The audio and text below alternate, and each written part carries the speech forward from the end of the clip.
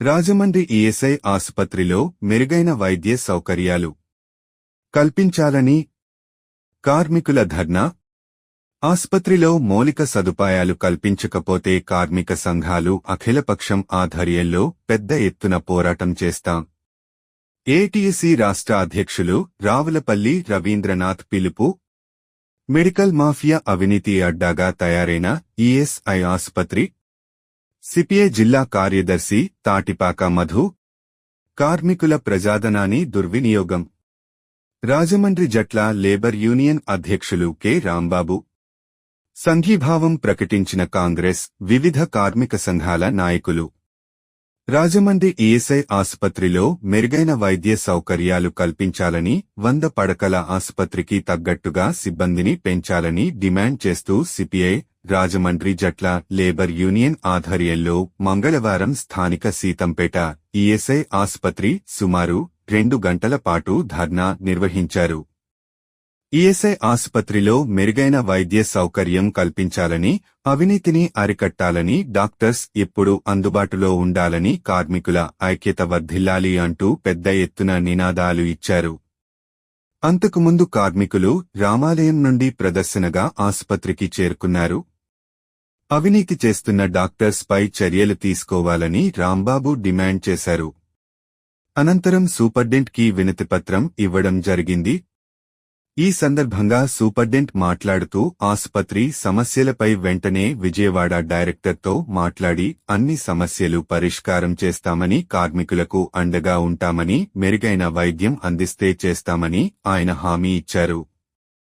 ఈ కార్యక్రమంలో సిపిఐ నగర కార్యదర్శి వి కొండలరావు, జట్ల లేబర్ యూనియన్ ప్రధాన కార్యదర్శి Chappa Ramana, paper mill workers union నాయకులు Bhadrarao, Ramakrishna, municipal workers union అధ్యక్షులు రమణ, ఏఎస్ఎఫ్ జిల్లా అధ్యక్షులు చింతలపూడి సునీల్, ఏవైఎఫ్ జిల్లా కన్వీనర్ కె శ్రీనివాస్, ఆంధ్రప్రదేశ్ మహిళా సమాఖ్య జిల్లా కన్వీనర్ కె లావణ్య, జట్ల సంఘం అధికారి బాడి అప్పలనాయుడు, వెంకట్రావు, సత్యనారాయణ, హరినాథ్, రాము, మహిళా సమాఖ్య సీనియర్ నాయకులు ఎడ్ల లక్ష్మి, సేపుని, రమణమ్మ, బేగం, మహిళా సమైక్య నగర అధ్యక్షులు కె కొండావతి, వివిధ కార్మిక సంఘ నాయకులు సంఘీభావం ప్రకటించి పాల్గొని ప్రసంగించారు.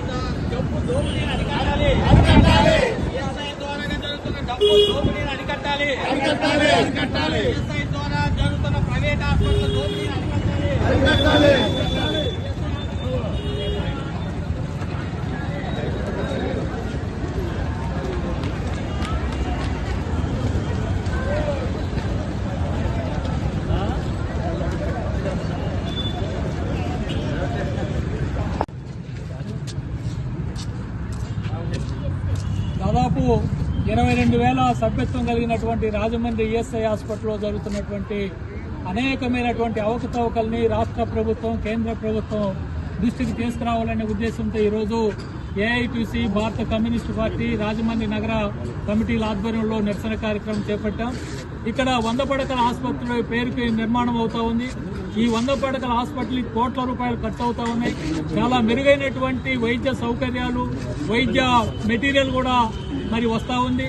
వచ్చినటువంటి దాన్ని సద్వినియోగం చేసుకోవడంలో విఫలమవటం వల్ల దీంట్లో సభ్యులుగా ఉన్నటువంటి కార్మిక వర్గం తీవ్రమైనటువంటి ఇబ్బందులు గురి కావాల్సి వస్తున్నటువంటి నేపథ్యంలో ఈ కార్మికుల్ని ఆదుకోవాలనేటటువంటి సదుద్దేశంతో ఈ యొక్క కార్యాచరణ రూపొందించుకోవడం జరిగింది. ఇక్కడ మరి ఈఎస్ఐ సదుపాయం కలిగినటువంటి జట్ల లేబర్ యూనియన్ వాళ్ళ సభ్యత్వం, మేనేజ్మెంట్ సభ్యత్వం, కార్మికుల సభ్యత్వం రెండు కూడా వాళ్లే కడతా ఉన్నారు.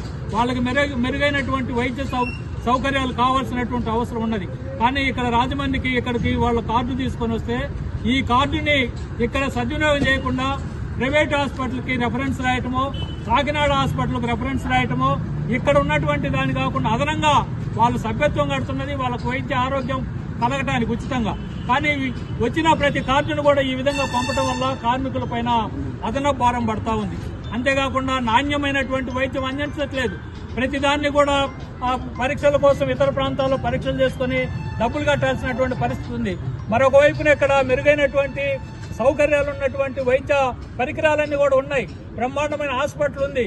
వీటన్నిటిని కోఆర్డినేట్ చేసేటటువంటి అటు మెటీరియల్ను ఉపయోగపెట్టేటటువంటి ఇటు కార్మికులకు ఉపయోగపడేటటువంటి సిబ్బంది లేకపోవటం వల్ల, డాక్టర్లు లేకపోవటం వల్ల, మరి ప్రొఫెసర్లు లేకపోవటం వల్ల, సరైనటువంటి కోఆర్డినేటర్ లేకపోవటం వల్ల ఈ నష్టం జరుగుతూ ఉంది. అందుకని ఈరోజు ఈ 100 పడకల ఆసుపత్రిలో కనీసం వాళ్ళ లెక్కల ప్రకారమే 250 మంది అన్ని నైపుణ్యం కలిగినటువంటి డాక్టర్లు ఉండాలి, దానికి తగిన సిబ్బంది ఉండాలి. అక్కడ ఉన్నటువంటి మరి డాక్టర్లందరూ కూడా ఉండాలి, డిఫరెంట్ ఫ్యాకల్టీస్ సంబంధించినటువంటి వాళ్ళు. ఇవన్నీ కూడా ఏవి పూర్తి చేయకుండా ఇబ్బంది పడతా ఉన్నారు. దీన్ని దృష్టిలో పెట్టుకుని ఈరోజు మరి ఇక్కడ ఉన్నటువంటి మందులు కూడా సకాలంలో ఇవ్వక అన్ని కూడా ఎక్స్పైరింగ్ ఒక 10 రోజులకో 20 రోజులకో టెక్నికల్ గా డేట్లు ఉంటాయి తప్ప ఆ మందులు ఆల్రెడీ ఎక్స్పైర్ అయిపోతా ఉన్నాయి. అవి నాణ్యమైనటువంటి కంపెనీలే కూడా కాదు, ఎక్కడెక్కడో మరి తక్కువ ధరలు ఉన్నటువంటి ఎక్కువ పర్సంటేజ్ డాక్టర్లకు ఎవరైతే ఇస్తున్నారో